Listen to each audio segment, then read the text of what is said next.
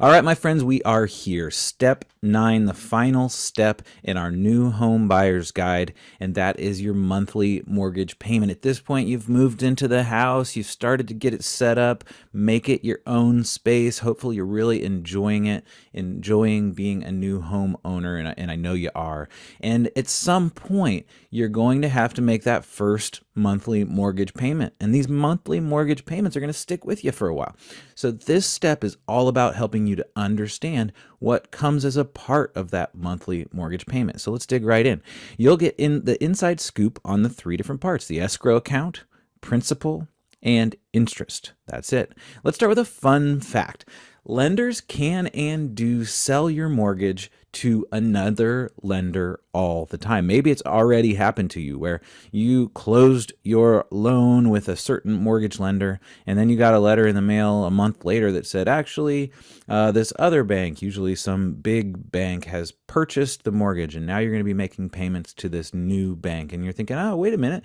I worked with my local credit union and thought that that's who I was going to be paying my monthly mortgage payments to, and it just didn't turn out to be the case. So that does happen. If it happens to you, it's perfectly normal. In fact, probably 80% of mortgages are sold at least once over the course of their lifetime. So that's kind of the fun fact to start things off. All right, in this video, we're going to do it a little bit differently. I'm going to use this image to kind of break down an example, and then I'm going to share all the different parts of the example and really explain it. So in this example, you have a $900 monthly payment. That's what you're paying each month for your mortgage. And there's 3 different parts of it: the principal, the interest, and the escrow. And let's look at all 3. So principal is the part of your monthly payment that goes towards paying down your debt. You borrowed money from the bank. You're paying back the money that you borrowed from the bank. Pretty simple with principal. Interest is the part of your monthly payment that goes towards paying the mortgage company for the privilege of borrowing their money. We talked about this when we were getting pre-approved for the loan, and here now it's actually coming to fruition as a part of your monthly payment. Yes, you do have to pay the bank a certain amount of money for the privilege of borrowing their money, and that's called interest. And then the third part is your escrow account. And this is kind of the hardest one to understand. And your escrow account is a little tiny bank account, essentially, that the mortgage company keeps. And it goes towards 2 things: property taxes and homeowners insurance. So those 2 things are going to be paid out of the escrow account, and you are going to pay into the escrow account every time you pay your monthly mortgage payment. Interestingly, the escrow portion can go up. Now, I'm assuming we have a fixed rate mortgage throughout this video. If you have an adjustable rate mortgage, then things are a little bit different. But most of us have a fixed rate mortgage. Likely you have a fixed rate mortgage. And so the escrow portion of your monthly mortgage payment is really the only thing that can change when you have a fixed rate mortgage. And we'll talk more about that later. But the escrow portion can go up. And in those cases, it can cause your monthly payment to increase. I'll explain that as we go. So let's look back, just kind of get our bearings here to our example. So in our example, we have a $900 per month mortgage payment. $300 of that is going towards principal at the very beginning. I'll explain this. $400 is going towards interest, and $200 is going towards escrow. That's just an example. I'd like you to kind of set the escrow portion aside in your mind for just a second. I'm not going to remove it from the image as we talk through it because it absolutely is the third part of your monthly mortgage payment. But I want to explain principal and interest and how they relate to each other. And maybe you've seen one of these examples before, but in general, when you start paying off your mortgage, you're paying a high level of interest. You're paying more in interest than you are in principal in your monthly mortgage payment. As the loan continues along, those things switch. Slowly over the course of time, you're paying more and more principal, and therefore you're paying less and less interest until you ultimately pay the loan off. And I remember always thinking, man, the bank's just trying to get me. Like they're just making me pay a ton of interest at the beginning because they want to make their money and all this kind of stuff. And, maybe there's some truth to that, but there's actually some science behind how all this works as well. So let's kind of look into exactly how it works. Let's look at a $150,000 loan with a fixed 4% interest rate. So it's just an example I created, and I created these numbers because they're super even. It's about the most even I could figure. But a $150,000 loan is pretty common as well. So a $150,000 loan at a 4% interest rate. And I'm going to break down for you how it's going to look on year 1, year 10, year 20, and year 30, so you can kind of get an example. So let's start with year 1. Year 1, you owe $150,000. If you do the math there, then that means 4% of that is about $6,000 of interest. So if you're going to have to pay $6,000 of interest over the course of 12 months, then we just have to divide that number by 12 to understand what interest we're going to be paying. And we go back to our example here. We know that we're going to be paying $500 in interest per month to get us to that $6,000 number. We also know that our principal and interest payments are never going to change. They will always be $700 over the course of the whole loan. Principal and interest together will always be $700. That will stay the same because you have a fixed interest rate and a fixed period of time that you're paying your loan back. So if we have to pay $500 of interest, then we only have $200 left, and that's $700 available for principal and interest. And so principal only gets $200 a month. So we're paying very little back in our principal. We're paying a lot of interest at the beginning of the loan. But then we look at year 10, we've paid $30,000 down on the loan now. And we're still figuring that 4% interest because it's a fixed rate mortgage. Now 4% of $120,000 is $4,800. So we're paying less interest not because the bank is getting nicer, but because the principal that we owe is getting lower. And therefore 4% is actually less. We don't owe $150,000 anymore. We only owe $120,000. So instead of having to pay $6,000, we're having to pay $4,800. If we take $4,800, divide it by 12, now we're paying $400 a month in interest. But remember, we're always going to be paying $700 per month for principal and interest together. That means we're paying $300 in principal, and therefore we're paying a little bit more in principal and starting to pay our loan down a little bit more quickly because we're paying more principal and a little bit less interest in year 10.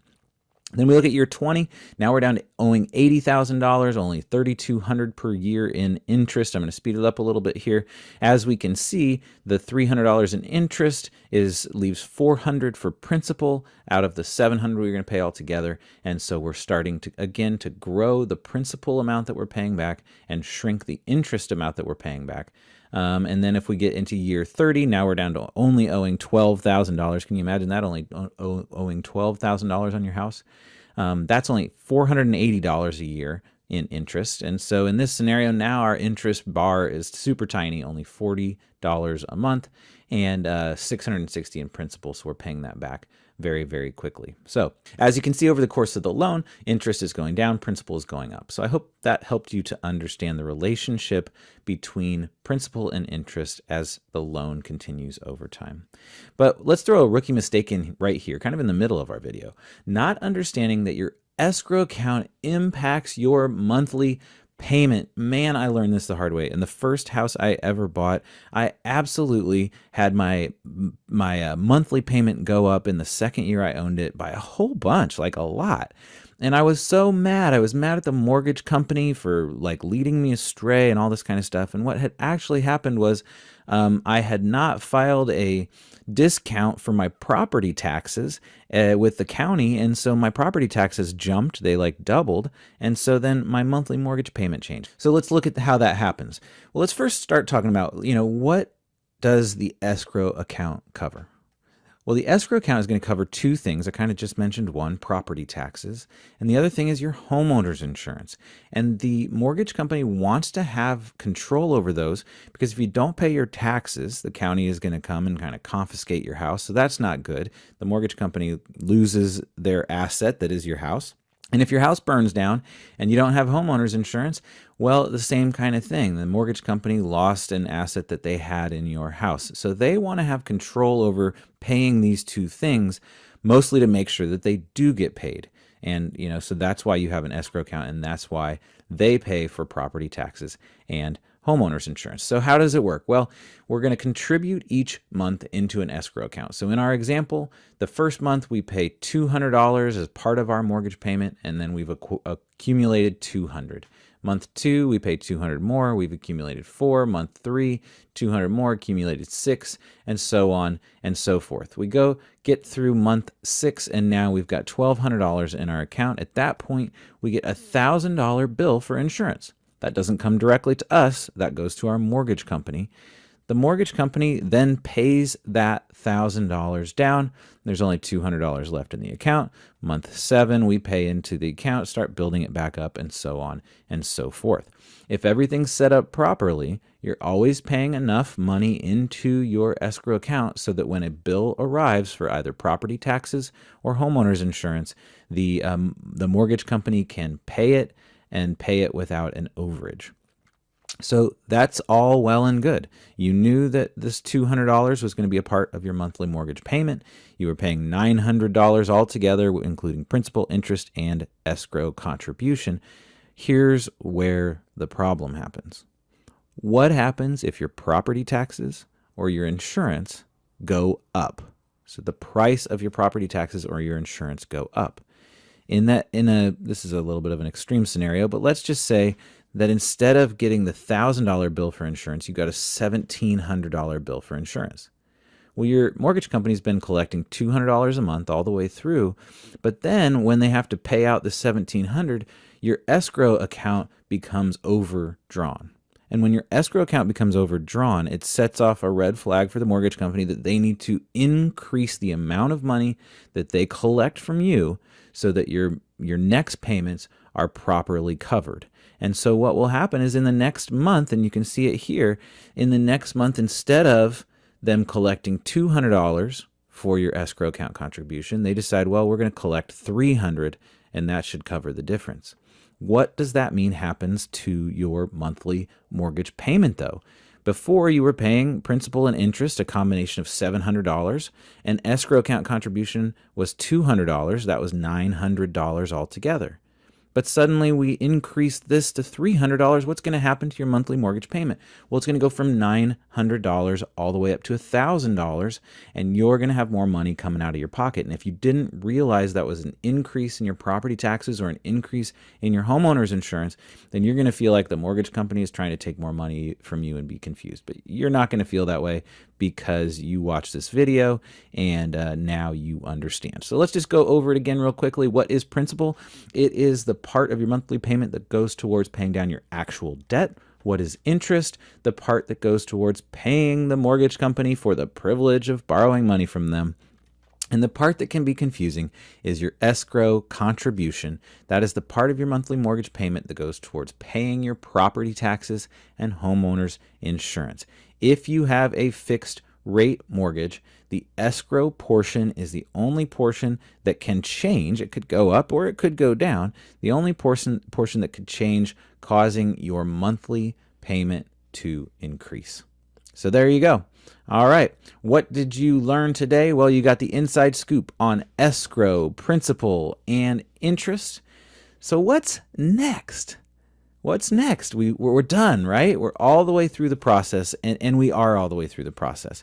But I think there's something super important that you can do if you've enjoyed this process, if you've felt that the New Home Buyer's Guide helped you.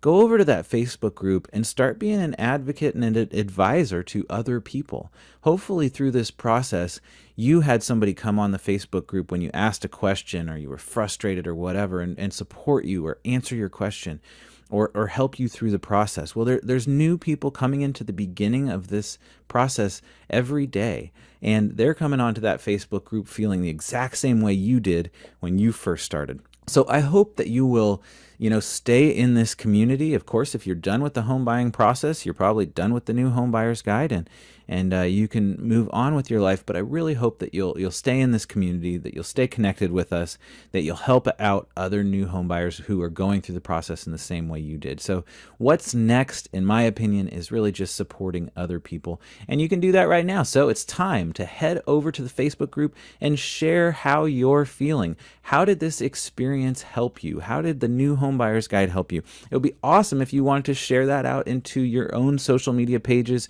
and things of that nature, or put a review on Facebook on our new home buyer's guide page. That would be awesome. We would really appreciate it.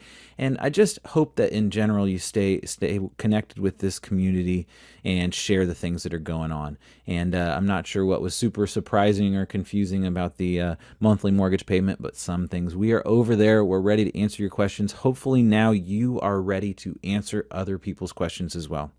It has absolutely been a privilege to walk you through this process. I hope that you've engaged. I hope that you'll send me an email and just tell me a little bit about how the process went for you. I'll write you right back and make that connection with you. And I just appreciate you being a part of this course. And please let us know how we can make it better for people in the future. If there's something that didn't work for you, let us know. We'll make it better. All right. Well, until the next time, or over on the Facebook group, I hope you have a wonderful day.